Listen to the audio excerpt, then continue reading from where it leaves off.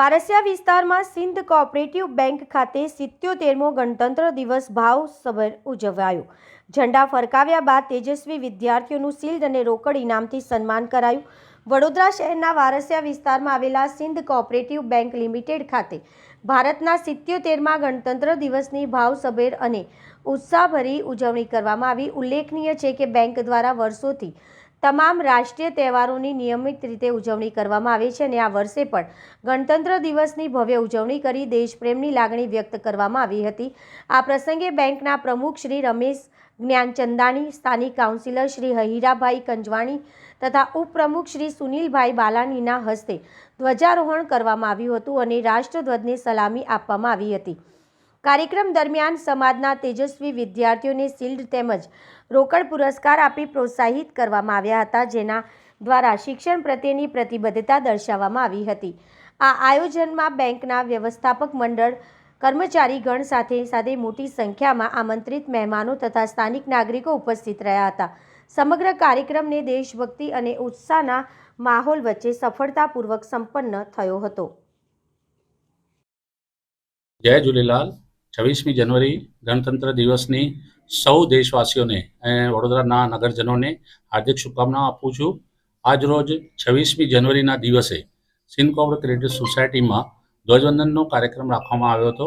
આ કાર્યક્રમમાં અલગ અલગ સંસ્થાઓ, NGO અને કર્મચારીગણ, વ્યવસ્થાપક મંડળ સાથે જોડાયા હતા અને આ કાર્યક્રમમાં સૌથી પહેલાં અમારા જે ઈષ્ટ દેવતા છે ઝૂલેલાલ સાહેબની અર્ચના કરી, સાથે સાથે ભારત માતાની પૂજા કરી અને અમર શહીદ હેમુ કાલાણીને પણ પુષ્પાંજલિ અર્પણ કરીને ધ્વજવંદનનો કાર્યક્રમ શરૂ કરવામાં આવ્યો। સાથે સાથે જે બાળકો છે અલગ અલગ ક્ષેત્રમાં જેને અલગ અલગ પ્રાઇઝ આપીએ છીએ એમને શિલ્ડ અને કેશ વિતરણ કરવામાં આવ્યું છે અને આજના દિવસે જે બ્લડ ડોનેશન કેમ્પ છે ત્યાં પણ સિંધ કોઓપરેટિવ ક્રેડિટ સોસાયટી તરફથી એક ભેટ આપવામાં આવી છે। એવી રીતે આજના દિવસે અલગ અલગ કાર્યક્રમો દ્વારા સિંધ કોઓપરેટિવ ક્રેડિટ સોસાયટી દ્વારા સૌ નગરજનોને આ 26મી જાન્યુઆરીની હાર્દિક શુભકામના આપી। જય झूलेलाल, जय भारत। મારું નામ સુનિલ અકુમર બાલાણી, હું સિંધ કોઓપરેટિવ ક્રેડિટ સોસાયટીનો ઉપપ્રમુખ છું। વર્ષોથી અમે સિંધ કોઓપરેટિવ ક્રેડિટ સોસાયટીના પર રાષ્ટ્રીય તહેવારોની ઉજવણી કરતા આવેલ છે। આજે પણ અમે સિંધ બેંક પર રાષ્ટ્રીય તહેવારની ઉજવણી કરવામાં આવી હતી, જેમાં અમે ઝંડાને સલામી આપી અને તહેવારની ઉજવણી કરેલ છે। તેમજ તેજસ્વી વિદ્યાર્થીઓને પ્રોત્સાહન આપવાના ભાગરૂપે અમે તેઓને શીલ આપી તેઓનો પ્રોત્સાહન કરેલ છે। વારસિયા વિસ્તારના તમામ સંસ્થાઓ તેમજ અમારા તમામ સભાસદો મોટી સંખ્યામાં હાજર રહેલ છે। તેઓને અમે સાથે રાખી ધ્વજવંદન કરેલ છે તેમજ આવેલા મહેમાનોને સન્માન કરેલ છે। ભારત માતા કી જય।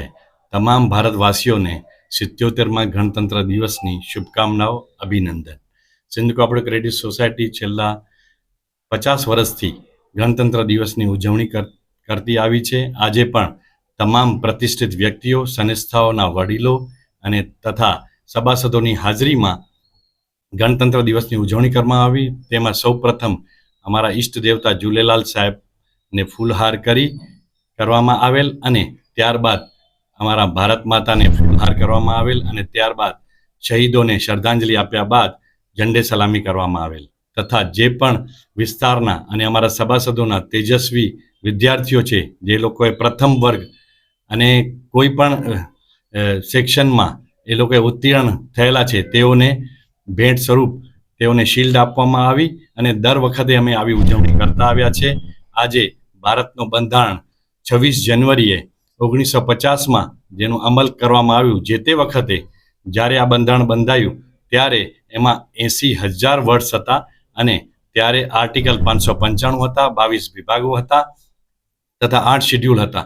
ત્યારબાદ 100 જેટલી એમેન્ડમેન્ટ થઈ અને એમેન્ડમેન્ટ થતાં આજે 448 જેટલા આર્ટિકલ થયા છે અને આજે આપણે જે બેઠા છે અને આજે સ્વતંત્રતાનો ફળ ચાખી રહ્યા છે, એમાં તમામ ઘડવૈયાનો અને સ્વતંત્ર સેનાનીઓનો ફાળો છે। ભારત માતા કી જય। બરાબર, આપનું શુભ નામ છે? રમેશ જ્ઞાનચંદાણી, પ્રમુખ સિંધ કોઓપરેટિવ ક્રેડિટ સોસાયટી અને વકીલ છું, નોટરી છું।